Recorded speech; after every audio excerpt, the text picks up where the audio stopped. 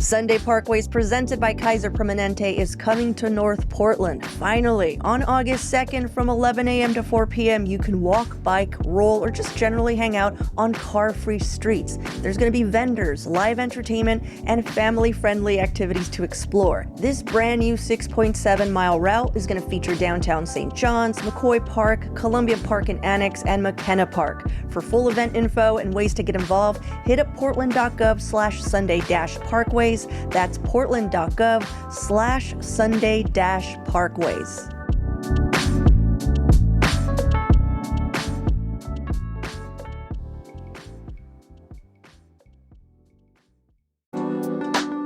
Portland's premier pop culture event is back at the Oregon Convention Center. Rose City Comic-Con is happening once again from September 11th through the 13th, and this year they're getting Parker Posey, Alan Tudyk, Patton Oswalt, Brian Michael Bendis, and so many more celebrities and comic creators to come hang out with us here in Portland. Plus, of course, all of the other amazing programming they do every year. Buy your passes today at rosecitycomiccon.com. That's rosecitycomiccon.com.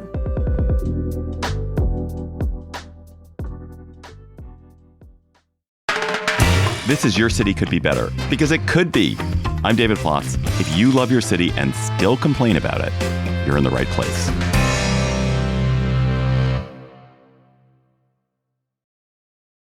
Zoning is one of the most boring and important facts about living in a city or living anywhere, really. Almost no one understands zoning, but it can be what decides whether you have a factory next door or an apartment building or a mansion. And I've been looking for a way to talk about it on Your City Could Be Better. And that is why I'm thrilled to have Eli Sabin as my guest today.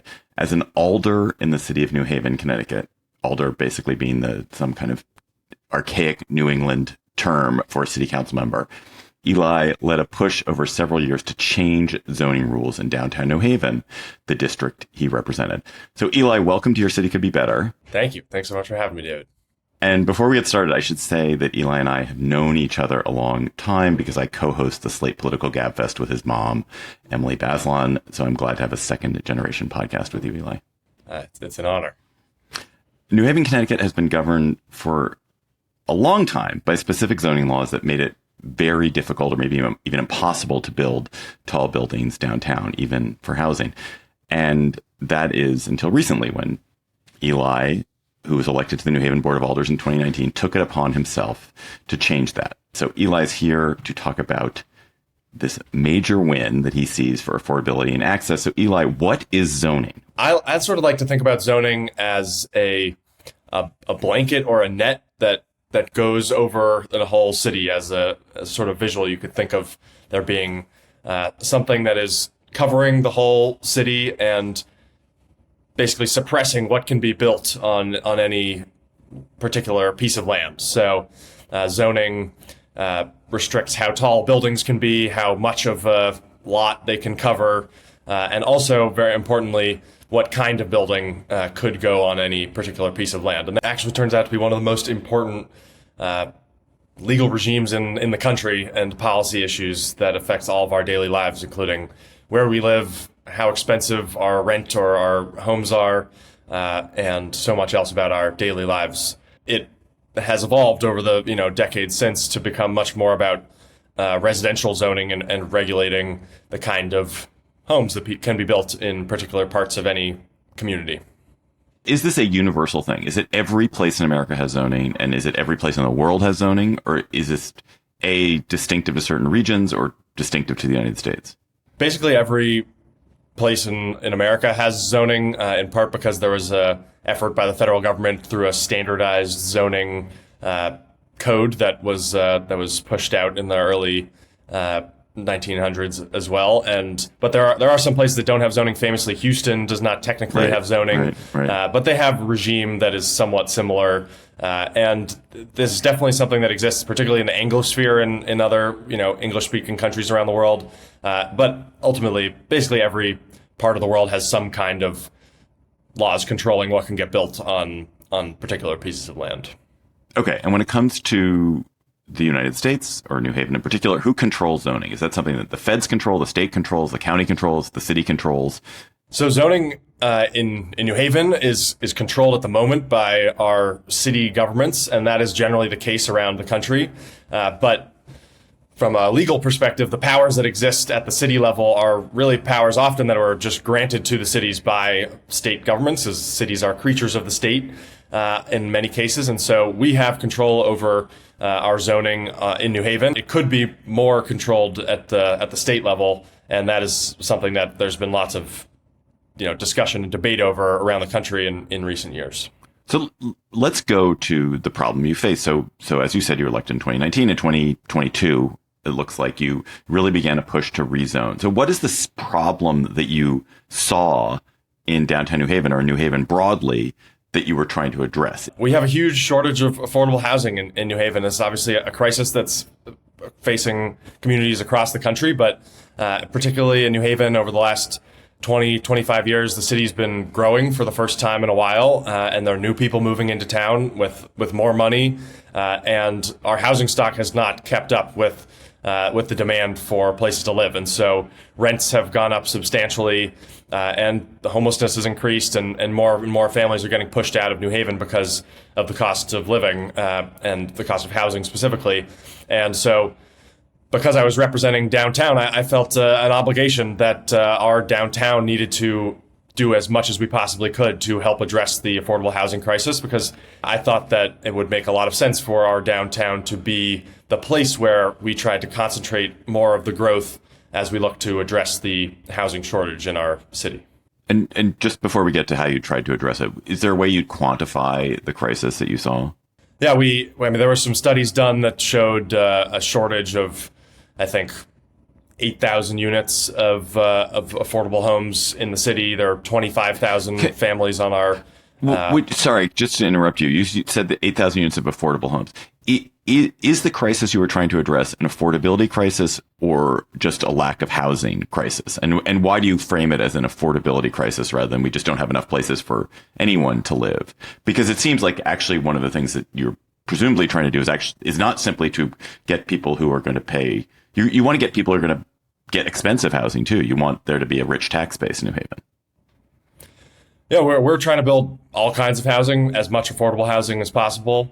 The biggest need from the studies that have been done in the city was on the lower income end of the income spectrum, and so our goal was to try to build as much affordable housing as possible. And we have a law on the books in New Haven that requires that new developments include at least 15% of the units as affordable housing, deed restricted, meaning they have to be rented to people with under a certain income.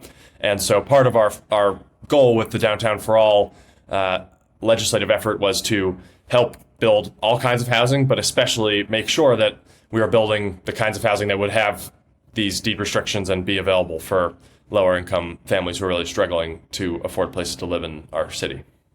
Okay, so I'm a builder in New Haven. What are the constraints that I as a builder have had when I've been trying to expand housing in downtown New Haven, and thus that your residents, because they are the ones who are going to move into that housing, have had? Yeah, so FAR is a complicated zoning term that stands for floor area ratio. Basically, it means if you have a FAR of 2, it means you could either build a building that is 2 stories and covers the entire lot, or you could build something that's 4 stories and covers half of the lot, or it's a ratio of the area of the building over the size of the piece of land that you're trying to build on. Previously, for decades, the maximum FAR in New Haven in our downtown was 6. And one of the things that I talked about a lot as we were pushing the Downtown for All effort was that there are a bunch of buildings that provide really important housing in our city center, like the Taft apartment buildings, which used to be a hotel, that have an FAR that's far above 6. So the Taft Apartments is around an FAR of 11, and so I thought it was really important to be able to point out to people, we have these buildings right now that are providing much needed housing stock, but if somebody wanted to build a building like that right now, it would be illegal. There are also some other requirements. One, which I particularly thought was sort of unnecessary was a requirement for amenity space. That was basically requiring developers to build the billiard room or the pool in a new apartment building, which is a nice thing to have, but definitely does not seem like something that our city government needs to be requiring in new development. So we reduced that requirement. And I don't know if you know this off the top of your head, but if you look at other comparable cities, do they have FAR requirements, FAR requirements, and are those requirements at the same level as Is New Haven unusual? Is it unusually restrictive? Is it kind of standard? Do you have any sense of that? I don't think we were all that unusually restrictive. I think actually now we have one of the highest floor area ratios allowed certainly in New England and maybe around the country for our downtown. I think I looked at a place like New Rochelle, New York, which did a big rezoning recently and has had a lot of new housing built, and they increased their floor area ratio, and so that was a place that we looked at. I will just say it's really important to think about not just what the rules are on the books, but at the end of the day, what gets built in a city like New Haven also depends on the economics of constructing housing. Right. So Right. Downtown for All has been in effect for several months. We're not expecting a flood of 12-story buildings to get built because our housing market is not. We're not New York City or San Francisco, so the demand is not as high as it is in some of those places. But I think of the zoning changes that we passed in some ways as a safety valve on our housing market. If the city continues to grow and more people want to live here, which is what we want our city to be a great place to live, we need to be able to expand to meet that demand, and Downtown for All makes that possible. If I decide to investigate how zoning is done in my city, is it likely that the core is something called a floor area ratio? Is that universal? It's not necessarily a floor area ratio. There are a lot of places that just have a height limit, which is a lot easier to understand. And then there's also a newer type of zoning called a form-based code that is more about providing visual aids and more architectural renderings to describe the kind of buildings that should be allowed. It's an important thing to talk about just because you can think about all the differences and the types of regulation that we have around the country, just making it so complicated to figure out how to build new housing, and that contributes to the housing shortage that we have across the country.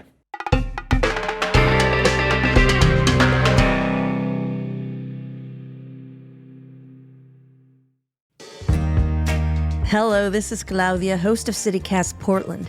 Every day on the show, I try to ask questions that you might have and that no one else is asking, like, where do our bridge operators go when they need to use the bathroom? Or why is our city council so dysfunctional? So if this podcast has ever sparked your curiosity or even given you something smart to share at a party or a PTA meeting, I have another question, this time for you. Why aren't you supporting this show by becoming a CityCast Portland neighbor? It's only $10 a month or $100 a year, and it comes with some great benefits like ad-free listening, member-exclusive content, and member-only events. But most importantly, your membership helps us keep asking questions and getting you answers that actually matter. Because I think being curious instead of jaded or judgmental is what makes us all better neighbors. To join, go to membership.citycast.fm for all the details. That's membership.citycast.fm. Thanks for listening, and thanks for your support. You hinted, as we were talking earlier, that you passed this in December, and of course, it does not mean there are now 8,000 new units of housing in New Haven. Is there anything on the drawing board? Has anything happened substantively since you passed this? Well, one thing that's happened is that the city got sued by a few local residents who tried to overturn Downtown for All. So there is a lawsuit that's currently underway. What's their claim? What's the wrong that's been done? It's an entirely process-based claim that there wasn't enough notification, basically, of residents, which is not true. And we followed the city followed all the processes that are required to notify the public of a zoning change. But this is something that actually is interesting because there was a major lawsuit that delayed the Minneapolis 2040 plan, which is their major rezoning for years. And so this is a common issue with efforts to make it easier to build affordable housing, because just a few people can use a lawsuit to slow down change and delay much needed housing for years. But I think the important thing to add there to your question is the building code in this country. You have to start using steel and concrete when you go above 8 stories, and so that's a lot more expensive on a per square foot basis for construction. So my expectation is that we are not going to see a ton of very tall buildings using the new changes under Downtown for All in the next couple of years, probably. And we may see them down the road, especially if the housing market continues to worsen and things get even more expensive for families. So again, it's sort of a safety valve on our housing market to make sure that we don't get our housing crisis doesn't get as bad as places in California and New York. And that actually gets to something that I was thinking about when I saw, Eli got this passed. It was unanimous. That's a testament, I'm sure, to your hard work. But doesn't it also tell you you're too late? If you get to the point where everyone agrees on the solution, doesn't that mean the solution should have been underway decades before, that your predecessors on the Board of Alders should have been dealing with this in 2015 or 2006? I think we definitely should have taken more proactive steps to prevent the housing crisis years ago, and that's certainly true around the country. I think the unanimous vote was really a testament to the coalition building effort that we undertook to bring so many people in our community into this effort. It took 3.5 years to put this process together. You mentioned there was an article in 2022 as I was sort of kicking off this effort, talking about the vision, and then I spent 3 years building a coalition with my colleagues on the Board of Alders, and then also to build support with the rest of our colleagues and community leaders, affordable housing experts, advocates, tenants, small business owners, people who care about our downtown and care about the housing crisis. And so the unanimous vote was really because of that work of bringing a ton of people into the effort and making sure people felt the urgency of the crisis that we're facing right now. Okay. I'm gonna accept that. I'm gonna say that my question is correct, and that every other city they should be on the case. To digress a second here, Eli, you're not a zoning lawyer. I mean, you're a lawyer, I guess, but you're not a zoning lawyer. How? I just graduated from law school. Okay. Well, I will not hire you to represent me. You have not passed the bar. Exactly. How did you learn about zoning? How did you decide to learn about zoning when you decided, this is a project I'm going to take on? I need to learn about zoning. Like, so if you're an aspiring city council member in Nashville who's listening to this, what is the course of study you recommend?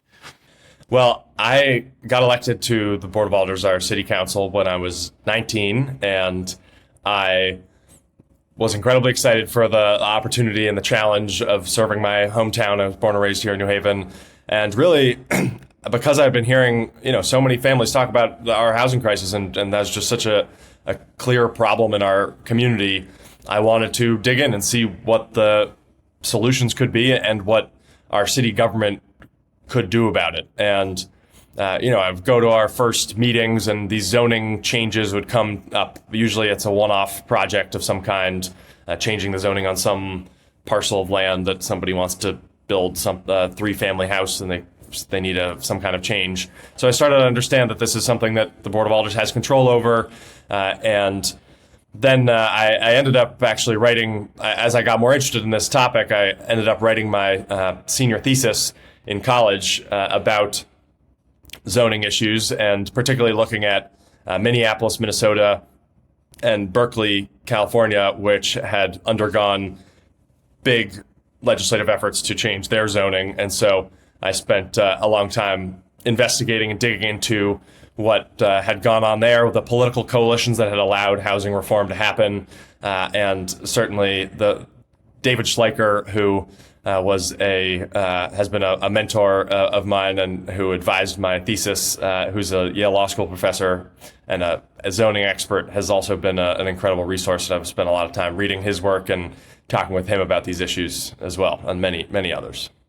So you are running for the Connecticut State House, the House of Representatives, and you have a primary in just a couple of weeks on, I think, That's August right. 11th. I think that's Yes. what my note says.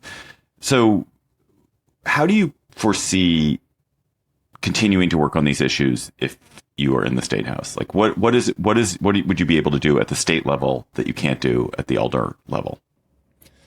Well, as we were mentioning before, city governments are currently responsible for zoning in a lot of ways, but they are creatures of the state. And so I think there's a lot more that our state government can do to push every community in the state to be more proactive about addressing the housing crisis.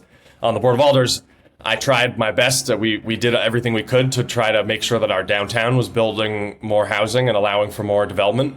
There are so many towns across Connecticut that are building essentially no new housing at all, and it's definitely not any new affordable housing. And there's more the state can do to push those towns to do more. So we need our state to step up and help provide funding to allow more affordable housing to get built as well. Okay, last question in this main segment. What can your city could be better listeners in other cities take away from this conversation, from your zoning reform, to make their own city better? I think the main lesson to take away from this is that if you have a housing crisis in your community, which in this day and age in America, the answer is probably You're a human yes. being. Yes. Yes. Zoning is probably a big part of the problem. And so you should reach out to your city council member in your community or your mayor and say, I'm really worried about the cost of living. So many families in our city are getting pushed out of town, and zoning is the culprit in large part, and we need to do something. And there are communities around the country that have done something. It's a complicated issue. There's thorny politics involved, but it's incredibly important. And we can't let the fact that it's one of the most boring things you can talk about prevent us from tackling this problem that is driving up costs for families and pushing people into homelessness and distorting our economy and all of our lives, determining where people decide to live entirely based on the housing crisis. So there is an opportunity in every community to lead on this issue and to do more. And so I would encourage folks to reach out to their local elected officials, especially because your local elected officials generally do not hear anybody say that they want more housing to get built in their neighborhoods or in their community. And so it's really important for you to reach out and let them know that this is something you care about.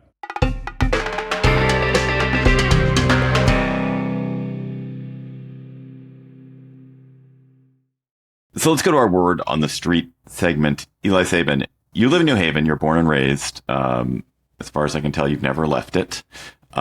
You went to college and law school there.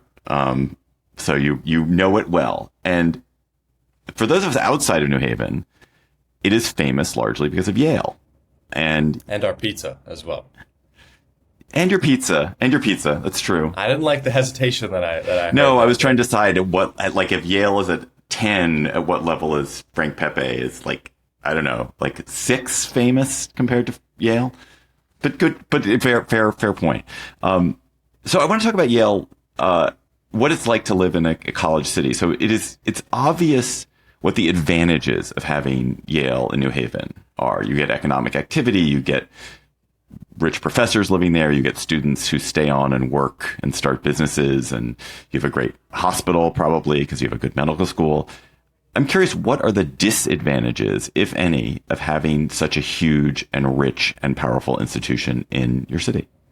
I think that Yale plays just such a big role in our community because of the wealth that exists at the university, and it's also a little different from some other college towns where that are in a bigger city where Penn is in the entire city of Philadelphia and has a little bit less of an impact, but Yale has just such a huge impact on our community because our city's not that big, 140,000 people. Yale owns a huge amount of property, and is the growth of Yale is definitely responsible. I mean, as you're saying, for new jobs being created in the community and economic activity, but it is also responsible for the cost of living and the cost of housing specifically going up in our city. Whenever Yale grows the size of its faculty or staff or brings new graduate students, those are people who are coming into our community with more resources often than the people who've been here for generations. And a lot of landlords in our community have been very happy to slap a coat of paint on a rental unit. And a place that in like the Dwight neighborhood just outside of our downtown that has historically been a working class Black neighborhood is now a lot of Yale grad students and Yale affiliated employees and staff. And so that gentrification really is definitely a consequence of the university's presence in the city. We need to make sure that if Yale continues to grow, our community is at the forefront of who benefits, and in terms of new jobs, and also making sure our community's more affordable, safer, and has more, community support for all of our families. Eli Sabin, thanks for coming on Your City Could Be Better. Thank you so much for having me. It was wonderful to have the opportunity to talk in detail about Downtown for All and the work that is so important at the local level across the country to solve our housing crisis and make our community more affordable. So thank you so much. That's all for today's episode of Your City Could Be Better. I'm your host, David Plotz. Our producers are Arya Bracci and Priyanka Tilve. Our music is by Carl Christensen. If you are enjoying the show, tell your friends, rate the show, and leave us a review wherever you get podcasts. We'll be back next week with another conversation about how your city could be better. I will now go have some New Haven pizza, which is cold in my fridge. When I moved this week, I ordered a pizza for us to eat, and it was a New Haven pizza, so sitting cold in the fridge.